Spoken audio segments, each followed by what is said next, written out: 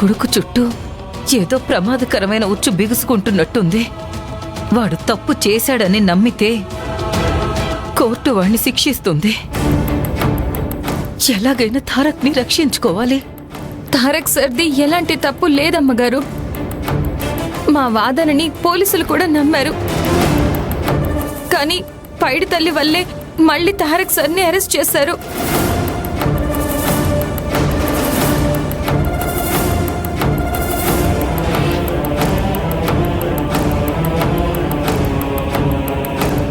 ఏంటి? పైడి తల్లి వల్ల? అవునమ్మగారు. ఆ పైడి తల్లి కుట్ర వల్లే ఇప్పుడు శాంతి కేసు తారక్ సార్ మీదకి మళ్ళింది. ఆ పైడి తల్లి ఎలాగైనా ఈ కుటుంబం మీద పగ తీర్చుకోవాలనుకుంటుంది. అందుకే ఇలాంటివన్నీ చేస్తుంది. ఈ పైడి తల్లి ఈ కుటుంబానికి శత్రువైనా నాకు మాత్రం ఇండైరెక్ట్ గా చాలా పెద్ద హెల్ప్ చేస్తోంది. ఈ కుటుంబానికి అన్యాయం జరిగినా నాకైతే మేలే జరుగుతోంది. Thank God. ఆ పైడి తల్లి చేస్తున్న కుట్రకి తారక్ సర్ని బలి కానివ్వను పెద్దమ్మగారు. నువ్వు చేస్తున్న కుట్రని పైడి తల్లి మీదకి తోసేస్తున్నావా నీలవేణి? ఏం మాట్లాడుతున్నారు హరితమ్మ? నాకు తెలుసు నీలవేణి, ఈ ఇంట్లో జరగబోయే శుభకార్యాన్ని ఆపడానికే ఇదంతా. ఈ ఇంట్లో వాళ్ళెవరూ సంతోషంగా ఉండకూడదని నువ్వు చేస్తున్న కుట్రేగా ఇదంతా. మీరు తప్పుగా అర్థం చేసుకుంటున్నారు హరితమ్మ. ఈ కుటుంబానికి వ్యతిరేకంగా నేనెందుకు ఆలోచిస్తాను? ఈ కుటుంబంలో ఉన్న వాళ్ళ సంతోషాన్ని నేనెందుకు చెదమాలని అనుకుంటాను? మళ్ళీ మొదలు పెట్టావా నీ డ్రామాలు? డ్రామాలేంటమ్మా? ఇప్పుడు నేనేం చేశాను? మాట్లాడితే నేను తారక్ లో సగభాగం, తారక్ కోసం ఏదైనా చేస్తాను అని ప్రగల్భాలు పలుకుతావు కదా.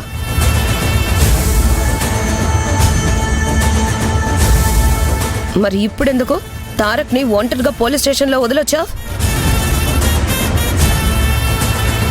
ఇదంతా ఈవిడ గారి ప్లాన్ లో భాగమై ఉంటుందిలే అక్క.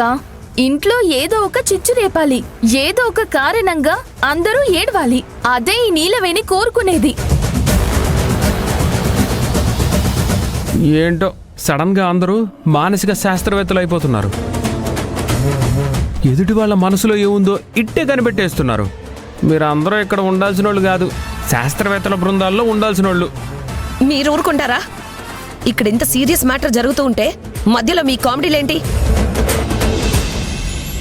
ఈ నీలవేణి వల్ల ఇంట్లో ఎవ్వరు సుఖంగా ఉండడం లేదు. ఆ విషయం మర్చిపోయారా?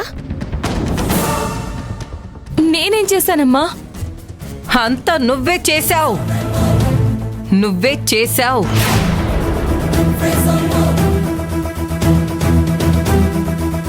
వాడు నీ మాట వినే పాడైపోతున్నాడు. నువ్వు చూపించిన దారిలో నడుస్తూ ఇలా లేనిపోని సమస్యలు నెత్తిన వేసుకుంటున్నాడు. నేను ఏనాడు తారక్ సర్కి ఇది చెయ్యండి అది చెయ్యండి అని చెప్పలేదు. ఒకవేళ నేను చెప్పినా తారక్ సర్కి ఏది మంచి అనిపిస్తే అదే చేస్తారు. నోర్మోయ్!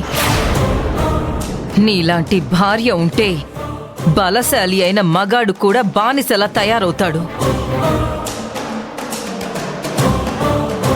ఇప్పుడు నువ్వు కూడా నా కొడుకుని నీ బానిసలా తయారు చేసుకోవాలని చూస్తున్నావు. అంత మాట అనకండమ్మా. ఆయన్ని బానిసలాగా మార్చుకోవాలన్న ఉద్దేశం నాకు లేదు. ఒకవేళ ఉన్నా తారక్ సర్ అంతా అమాయకులు కారు. వాణ్ణి అమాయకుణ్ణి చేసి నువ్వు చెప్పింది వినేలా చేసుకుంటున్నావు. నువ్వు చెప్పడం వల్లే కదా ఆ శాంతి పేరెంట్స్ కి తారక్ హెల్ప్ చేయడానికి వెళ్ళాడు. అలా సాయం చేయడానికి వెళ్ళడం వల్లే కదా ఇప్పుడు తారక్ అనవసరంగా ఈ కేసులో ఇరుక్కున్నాడు. అది కాదమ్మా. ఇంకొక్క మాట మాట్లాడకు. నువ్వు ఏం చెప్పినా నేను వినాలనుకోవడం లేదు. కానిస్టేబుల్, తారక్ గారిని సెల్లో పెట్టు. పదండి సార్. ఒక్క నిమిషం ఆగండి. ఎస్ఐ గారు, ఒక్క మాట చెప్పండి. నాకు ఒక 1 అవర్ టైం ఇవ్వగలరా? ఆ 1 అవర్లో ఏం చేయగలరు? అసలు ఇదంతా చేస్తున్నది ఎవరో, చేయిస్తున్నది ఎవరో నాకు తెలుసు. ఎస్ఐ గారు, ఆ వ్యక్తిని తీసుకొచ్చి తను చేస్తున్న కుట్ర గురించి మీ ముందే బయట పెట్టిస్తా. తారక్ గారు, ఇప్పుడు మా దగ్గరున్న ఆధారాల ప్రకారం మీరే నిందితుడని తెలిసి కూడా మిమ్మల్ని విచారించకుండా ఇప్పుడు మేము బయటికి పంపించలేము. ఎస్ఐ గారు, నేను తప్పు చేయలేదని మీకు తెలుసు, మీరు కూడా నమ్ముతున్నారు. అయినా నన్ను పంపించకపోవడంలో అర్థం ఏంటి? చూడండి తారక్ గారు, మీరు చెప్పేది నిజమో అబద్ధమో నాకు తెలీదు, కానీ ఎంతో కొంత నమ్మకం అయితే కలిగింది. అందుకే మీకు 24 గంటలు టైం ఇద్దామనుకున్నాను. కానీ జరిగింది చెప్పాను కదా. ఎస్పీ గారు ఎట్టి పరిస్థితుల్లోనూ మిమ్మల్ని బయటికి పంపించకూడదు అని చెప్పారు. ఆయన మాటల్ని నేను ధిక్కరించలేను. చూడండి ఎస్ఐ గారు, మీ దగ్గర ఉన్న ఎవిడెన్స్ ఫేక్ ఎవిడెన్స్. దాన్ని కావాలని నాకు వ్యతిరేకంగా సృష్టించి మీకు అందేలా చేశారు.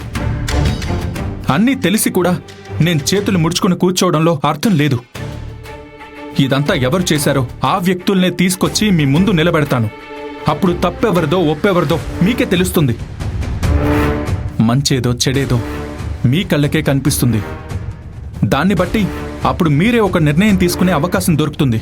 తారక్ గారు, మీ పాయింట్ ఆఫ్ వ్యూలో మీరు చెప్పింది కరెక్టే, కానీ మేమున్న పొజిషన్లో మాకున్న విధి నిర్వహణలో అదంతా సాధ్యం కాదు. ఎస్పీ గారు చెప్పిన తర్వాత కూడా నేను ఆయన మాటను కాదని మిమ్మల్ని పంపిస్తే తర్వాత అది నా ఉద్యోగానికే ఎఫెక్ట్ అవుతుంది. దయచేసి నా మాట వినండి. మిమ్మల్ని ఎక్కడికి పంపించలేను. సార్ ప్లీజ్ ఒక్కసారి నా మాట వినండి. తారక్ సార్, నేను చెప్పాల్సింది నేను చెప్పాను. ఇంతకు మించి నేనేమీ చేయలేను. దయచేసి నా మాట వినండి. మిమ్మల్ని ఎక్కడికి పంపించేది లేదు. కానిస్టేబుల్స్, తారక్ సార్ని సెల్లో పెట్టండి. పదండి సార్.